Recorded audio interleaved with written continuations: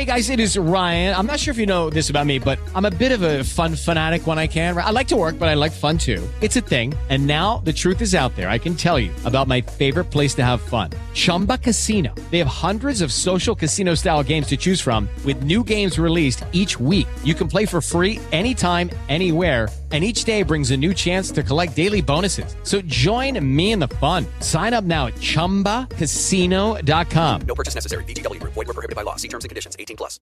How would you like a 15% discount to my daily email, the stack of stuff, the show notes, discounts to the conference, all of that? All you need to do is text the word show to 33777. You'll get the annual subscription with a 15% discount to my daily email. You'll get the stack of stuff, the links to the show notes, discounts to the conference, and so much more.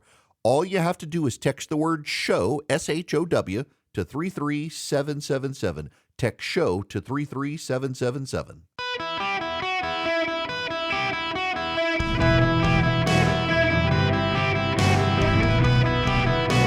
Welcome to the Eric Erickson Show podcast, Hour 3. Welcome. It is Eric Erickson here.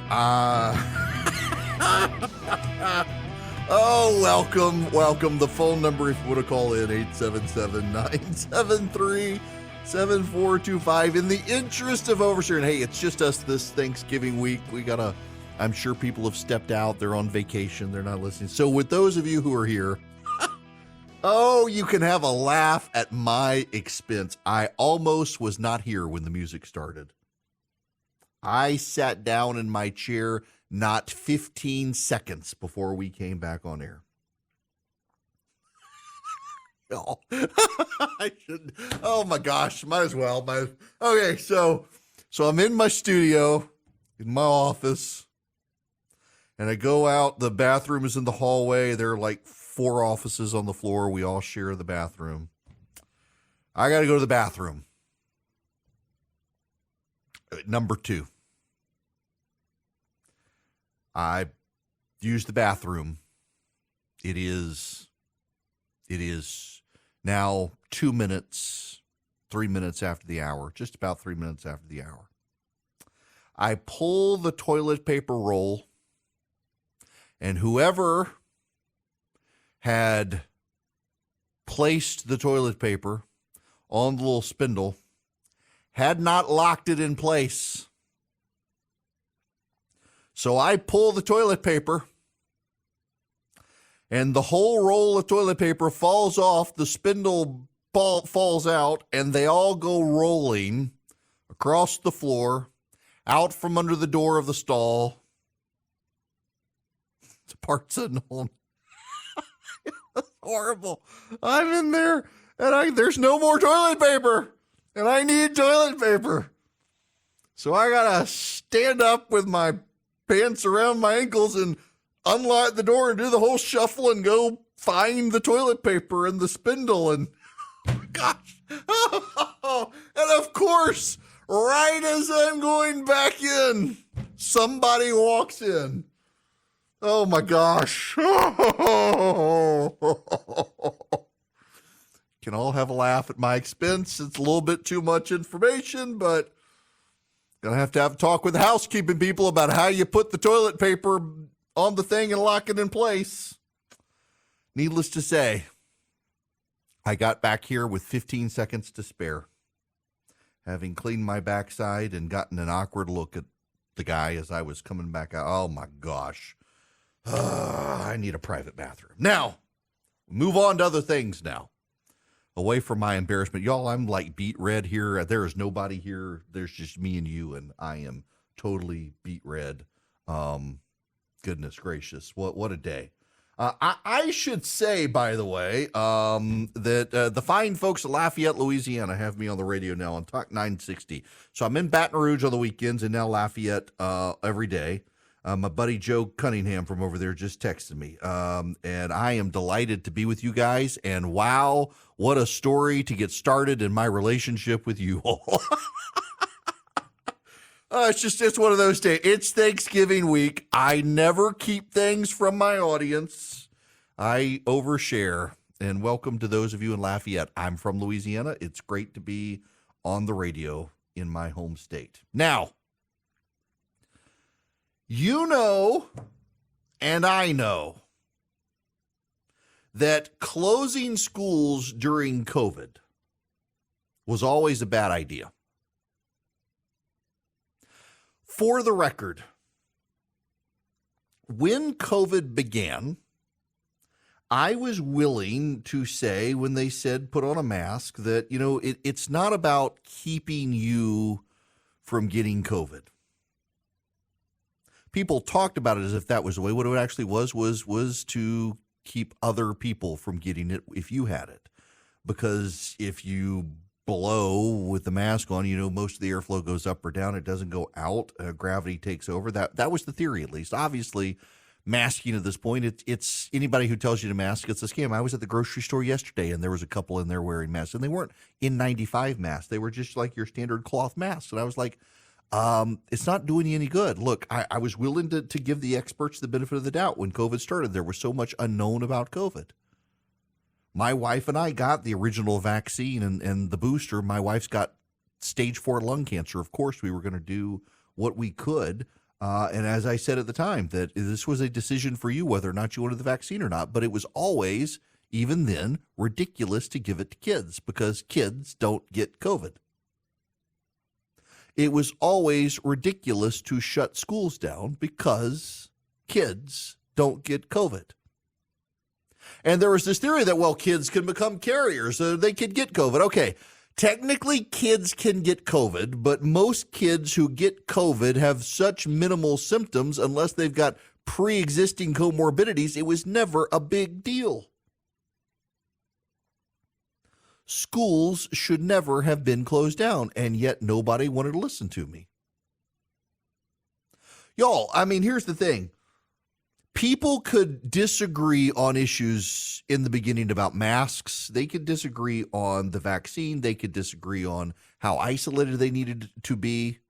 You had a lot of nanny staters who were very insistent that every single person needed to stay isolated for the rest of their existence. People could agree, people could disagree, people could listen to the experts, people could realize the experts got it wrong sometimes, people could exercise some level of humility and understand that this was an ever-evolving, ever-mutating virus, and the advice from 6 months ago probably isn't the best advice today. But there was never, at any time, any data that ever suggested at all that kids were significantly compromised by COVID.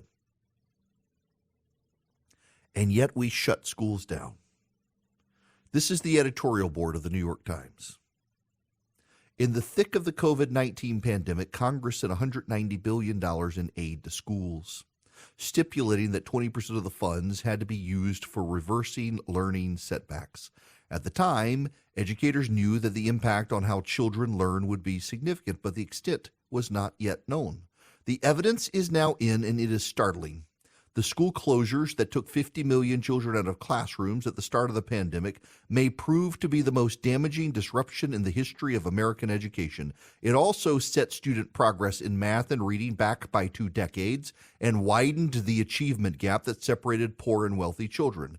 These learning losses will remain unaddressed when the federal money runs out in 2024. Economists are predicting that this generation with such a significant education gap will experience diminished lifetime earnings and become a significant drag on the economy. But education administrators and elected officials who should be mobilizing the country against this threat are not. It will take a multidisciplinary approach, and at this point, all the solutions that will be needed long-term can't be known. The work of getting kids back on solid ground is just beginning, but that doesn't mean there shouldn't be immediate action. Money. They want money. They could be pushing school choice. They could be pushing school choice, but they won't. They could be supporting homeschooling, but they won't. They just want money for the public school systems. Do you know in Portland, Oregon, the teachers have been on a multi-week strike? They haven't been going to school. Notice that hasn't got national attention. Teachers unions on strike in Portland, Oregon, keeping kids out of school. Hasn't gotten a lot of national attention. It's a true story. The state of Virginia has announced it's going to do a statewide tutoring program. Listen to the New York Times, though. But high-impact tutoring is labor-intensive and depends on high-quality instruction. It is most likely to succeed where sessions are held at least 3 times a week during school hours with well-trained, well-managed tutors working with 4 or fewer students at a time. Such an effort would require a massive recruitment effort at a time when many schools are still struggling to find enough teachers. So, okay, Virginia's decided to try something, and the New York Times is like, no, not going to work, not going to work. A study from 16 states says you got to increase the pace at which students learn to reverse learning loss. One way is by exposing them to teachers who have had an extraordinary impact on their students. Highly trained teachers, let's pay the teachers more. And let's keep kids in school 24/7, 365, really? Do you know what's not stated here? The red-blue divide. You know, most Republican states got back to school at a reasonable time. When Brian Kemp shut Georgia down around April of, 2020? He shut the state down for 30 days. Remember how the left belly ached when he reopened the state. A lot of kids in a lot of schools, including a lot of private schools, they stayed home, but then when the school year turned around in August, a lot of them went back to school. Most of them went back to school. Only some school districts, public schools, didn't. Private schools did. At our kids' school, they went back to school that August. They were closed for a month, and the end of that school year in 2020, and then for the 2020-2021 school year, they reopened in August. They went back to school. They had to do masks. They did social distancing. They did all that sort of stuff, but they were in school and they started learning again. Halfway through the school year, they dropped the masks. If students got COVID, they shut down pockets of the school, and some kids couldn't come back to school. They wanted to contain it. They didn't want it to spread around the school. What was worse was the flu. The flu took out a lot of people. In fact, I remember that Thanksgiving, they decided to it was Christmas, they decided to shut down school earlier than intended because the flu, not COVID, had spread so rapidly around the school. Everybody was dropping like flies, so they just shut the school down at like 3 days sooner than they had intended, because everybody was getting the flu, but they were otherwise there meeting. My oldest did a program at Georgia Tech that next summer. One of the reasons she ultimately decided she didn't want to go to Tech, it was just a very weird experience. She had an atheist and a Wiccan and a transgender kid, and it was all very, very, very woke, weird nonsense, and she was head and shoulders just above and beyond the other kids who had marvelous technology and access to computers and things like that. But their speaking skills, their academic skills, their math skills, she was head and shoulders above them because her school had been meeting. All these kids were coming from blue state public schools. They were fancy public schools, magnet schools, charter schools, but they'd all been shut down. I mean, it was obvious to anyone who knew anything about COVID, regardless of where you stood on the vaccine, the mask, social distancing, all that sort of stuff. It was obvious to everyone that COVID disproportionately did not impact kids. Kids should have been in school the whole time. In fact, one of the reasons Brian Kemp delayed shutting schools down, he was getting massive criticism at the national level back in 2020 because he didn't want to shut schools down. And one of his reasons was, 1, education, but 2, abuse. A lot of kids are safer being in school during the day. And it would be disruptive to a lot of people who work to have their kids at home up in their house. He wound up being right. No one in the media is ever going to tell him thank you. No one's ever going to send him a thank you card. They're still going to attack him for opening the state a month later. But he turned out to be right. And a state like Georgia is having far less education decline than a state like Illinois that forced all the kids out of school, or California. And you know where this is headed. It's obvious where this is headed, is the New York Times and liberal institutions are going to demand that the rest of us who had our kids go back to school bail out those who did not. The red states will have to bail out the blue states who kept their kids out of school and seeing generational educational decline, while the red state kids are going ahead. And you know what's going to happen over time is a lot of kids from a lot of schools in red states will one day be called boss. And they will be bosses to a lot of kids who went to blue state schools whose parents and government decided, hey, let's shut it all down and not let them go back. Well, all of us who told you not to do it warned you what would happen.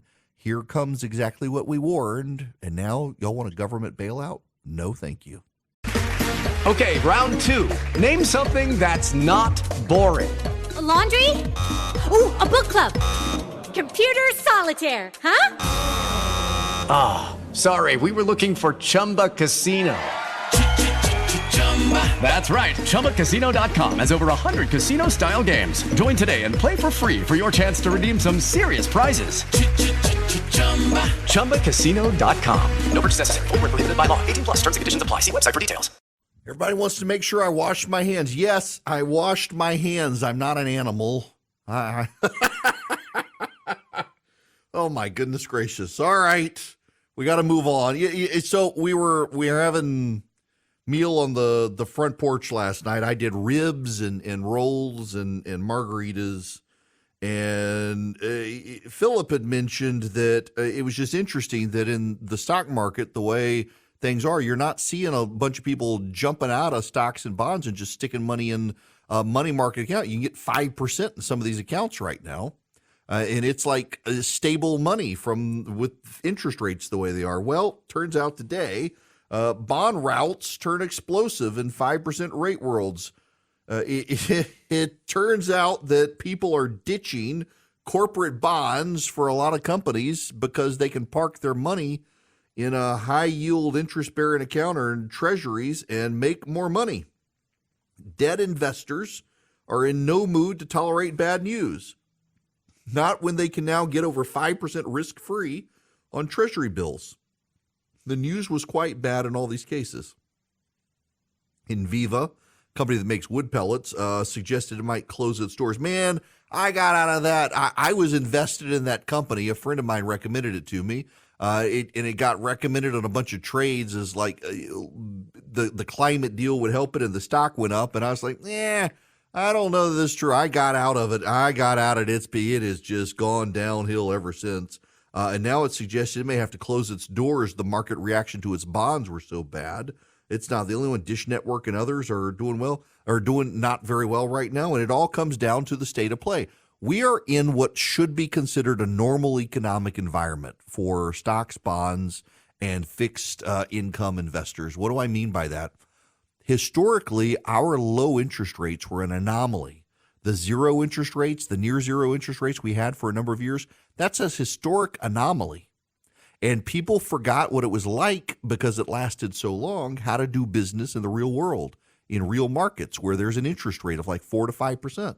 And suddenly we're back in that, and people are losing their minds. And people who've been around in the market for a very long time, the Warren Buffetts of the world, like, this is normal times, people, not this. And you can make 5% in treasury bills without having to worry about the ebbs and flows of stocks and bonds.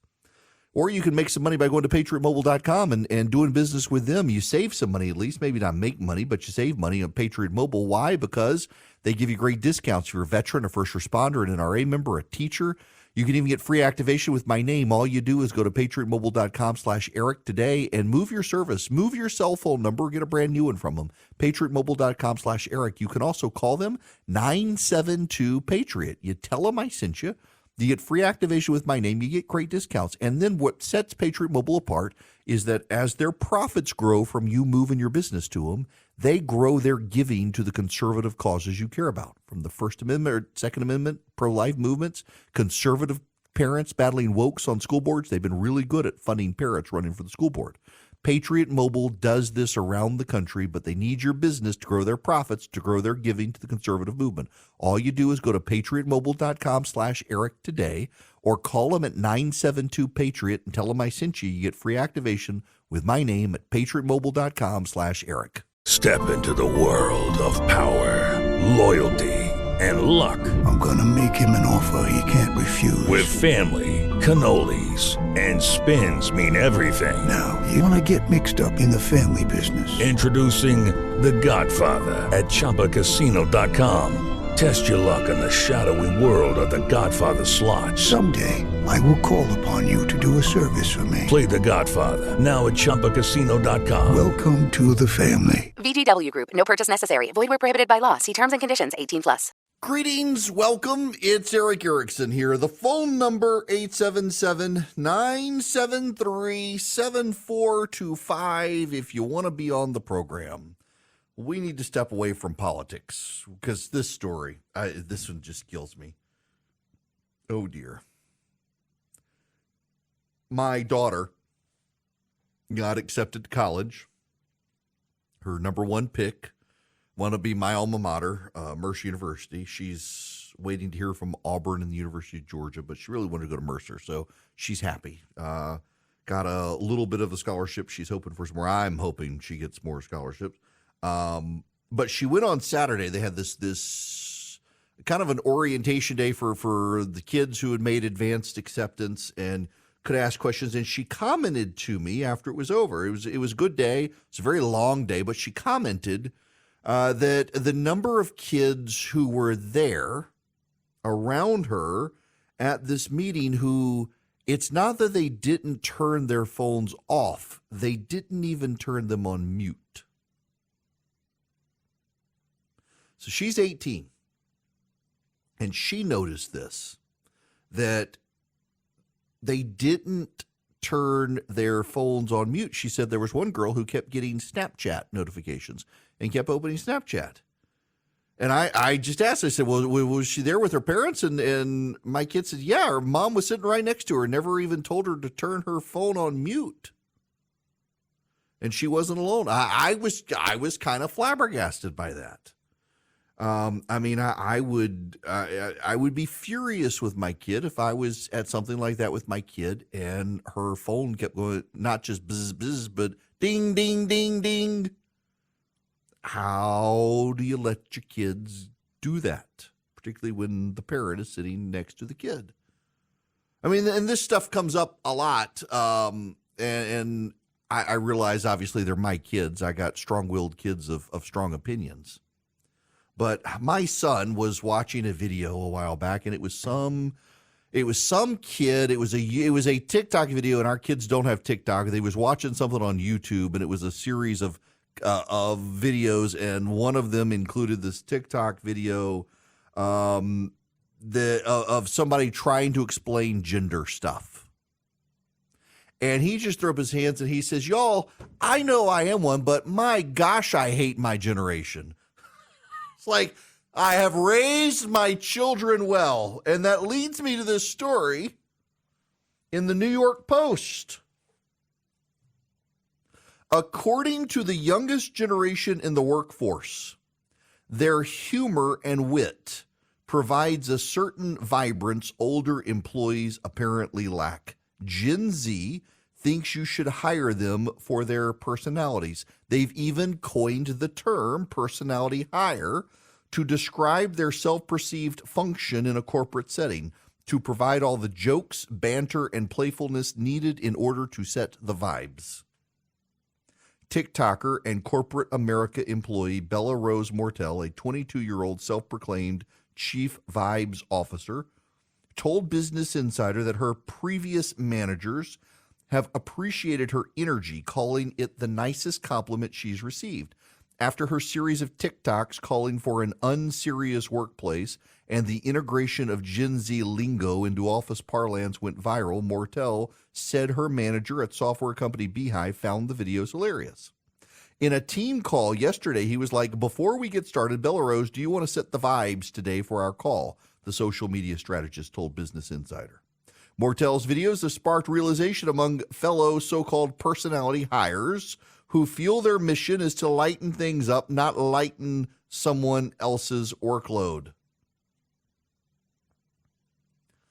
Okay, for the record, we should note that this is just one media-savvy TikToker getting attention.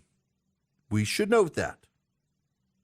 And we should note the pattern here of the quiet quitting and the actual quitting and all these other TikTok-generated stories of Gen Zers.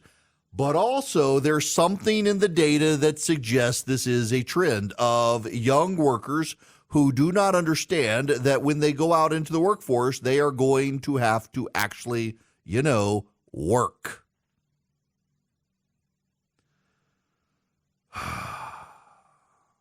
In a video which scored 6.5 million views, the personality hire plays her with her colleague's hair despite having no idea what a certain project is about, fearlessly volunteers to call the terrifying boss and sweet-talk him into an extension.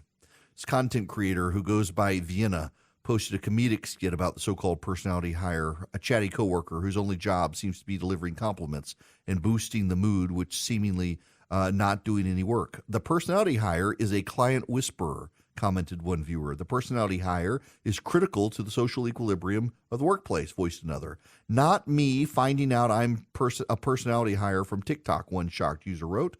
I'm definitely the personality hire. I never know what's going on, but I for sure can make everyone laugh, someone else said. Now, part of this, let's be honest here. Part of this is a flippancy that's being treated as serious by the press, but there also is a distinct pattern among younger workers who are going into the workforce who, remember, they were taking their whole self to the office, that they wanted to be fulfilled at the office by their job, and they wanted the values of the company they worked for to reflect their values, or else they felt diminished in some way. A level of entitlement in the workforce by the youngest. How is Gen X raising a bunch of Gen Zers who are more obnoxious than the millennials raised by the boomers? I'm baffled by this. I really am. But there's a larger issue here. School.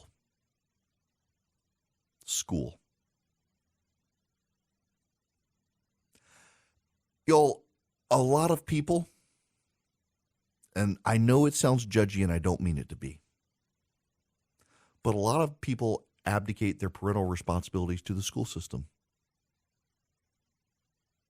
And the parents don't parent the kids. And I hate to use parent as a verb, but you know what I mean if I say it that way. And I guess a lot of Gen Xers who are kind of like, let's be loners, they leave their kids alone. It's funny. I've actually been thinking about this with my kids. So my son and I, we made donuts yesterday, homemade donuts.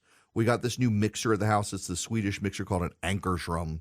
And we wanted to try it out, so we wanted to make donuts. The donuts came out good. We got to tweak them a little bit to make them a little better. And my son last night, he's 14 years old, and said, I want to learn how to cook. I want to learn how to use the new mixer. And I just thought, when I was his age, I was already doing all of that. And a lot of it, when I was little, I was a really picky eater. My mom made me do stuff myself. And then I had to be in the kitchen, and I had to peel potatoes, and I had to peel carrots when I was a kid. They didn't peel themselves. I had to do it. And my wife and I, we just kind of like, well, we want this done. We're going to get it done. And I'm starting to realize that we have made somewhat of a mistake if we haven't given certain around the house life skills to our kids. We're just like, we want it done. We want it done a particular way. By God, we're going to do it. As opposed to roping our kids in and showing them how to do it and teaching them our ways of doing it. My oldest has figured out laundry. My wife has helped her. My son is figuring out some levels of cooking because he's an extremely picky eater, and we're rapidly getting to the point where if he wants to eat, he's going to have to cook for himself. But it's the life skills for on-the-job stuff. Like my kids, we have emphasized them. You show up and you be on time, if not early. You show up and you be on time. You say yes, sir, no, sir. Yes, ma'am, no, ma'am.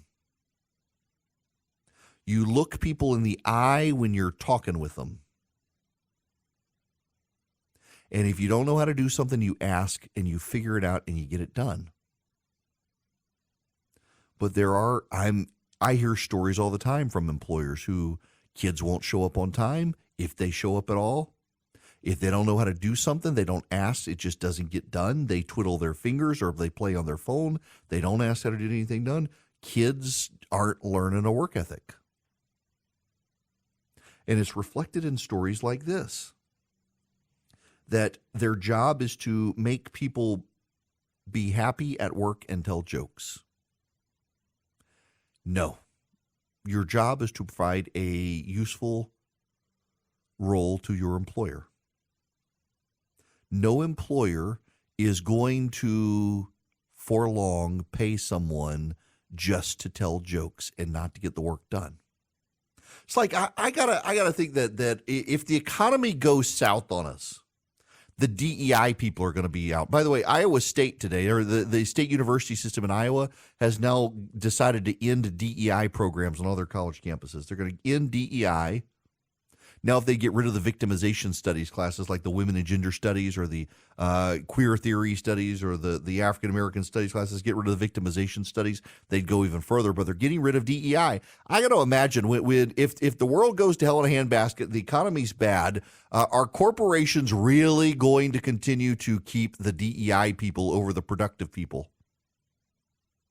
Now, some progressive corporations will, but a lot of them, I got to think, are like, are we more interested in turning a profit or the diversity of our workers? I think we need to make money in Joe Biden's Bidenomic economy. And the chickens come home to roost. And that's happening around the country. And if you're not preparing your kids to a workforce, you are preparing your kid to fail. If you're not preparing your child to be able to deal with adults older than them in the workforce, you are preparing your kid to fail. And too many people have abdicated that responsibility to a public school system that's already failed, that's given up on education and has decided to try its hand at indoctrination. There's only so much, it is true. There's only so much we can extrapolate from a bunch of TikTokers and a news story. It's true. I concede the fact. But also, it's worth noting the pattern. When it's one or two, it's just one or two crazy people on the internet. When it's a million TikTokers, all who believe that they are entitled to be hired by a company for the vibe, it's a problem. It's like the Osama bin Laden one. You know, the TikTok said it really didn't go viral. The pro Osama bin Laden audio, where people were reading his letter to America and telling others to read it, that it only a few million people on TikTok saw it and shared it. For something to be viral on TikTok, 18 million people need to do it for TikToks. A couple million people circulated the Osama bin Laden letter, and TikTok's like, well, that's not really a lot of people. No, that's a lot of people. TikTok may be a huge platform, but it's a lot of people. When you got a million kids in their early 20s or their late teens thinking, I'm going to get a job and my job's going to be to tell jokes and make people happy, we have a generation of failures on our hands, and we need to stop the failure. And why is it these well connected? Oh, I pushed the wrong button. I'm sorry. That's my fault.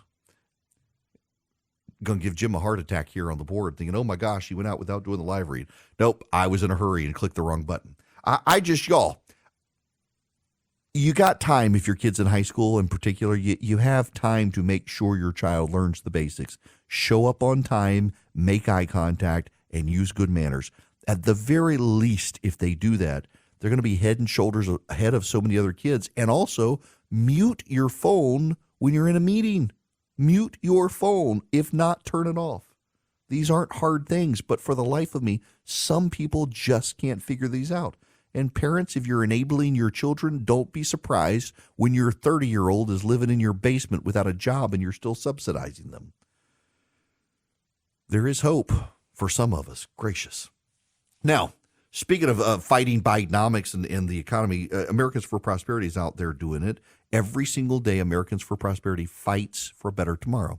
They fight for limited government. They understand that if we limit government, government can't absorb into the economy and take over the economy and be such a high percentage of the economy that we're all slaves to government. They support free markets and free people, and they want to give you the tools and they want to give you the techniques to be persuasive to your friends and local government and state government on why it's so bad to have big government and why Bidenomics is bad. They want you on their team. Over 4 million people have gone to americansforprosperity.org/Eric and signed up. You can too. You go to americansforprosperity.org/Eric. You sign up today. You join more than 4 million people around the country who are in an army of activists with Americans for Prosperity, teaching people, explaining to people why massive government spending is bad, why Bidenomics is bad. They give you the tools, the techniques, the persuasive skill set to make the case for free markets and free people. Americansforprosperity.org/Eric. Americansforprosperity.org/ERICK.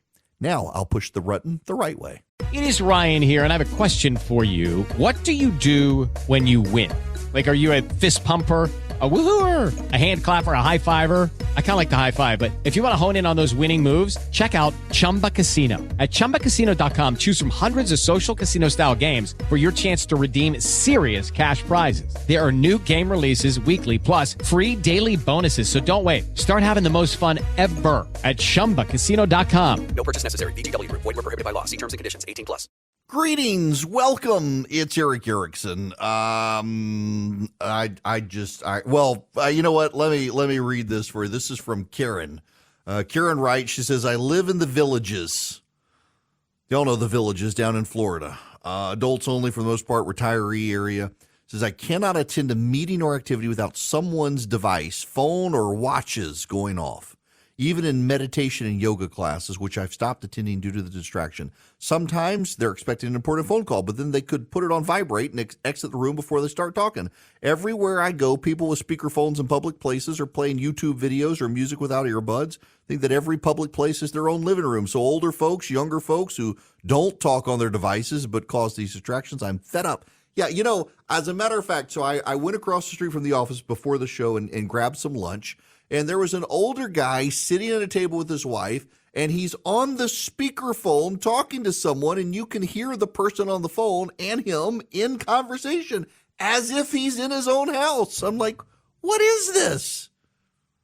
I don't get it. The number of times I'm at events now, like even at the gathering in August, and asked people to silence their phones. There was one poor woman, though. Her phone started ringing. And she was so mortified. Her son had upgraded her iPhone, and she thought she had turned the sound off because she had turned. So on the iPhone, there's the button on the side, and it's the volume control, and she turned it all the way down, and she didn't know that there's a separate the place you have to go on the phone to actually turn the ringer off.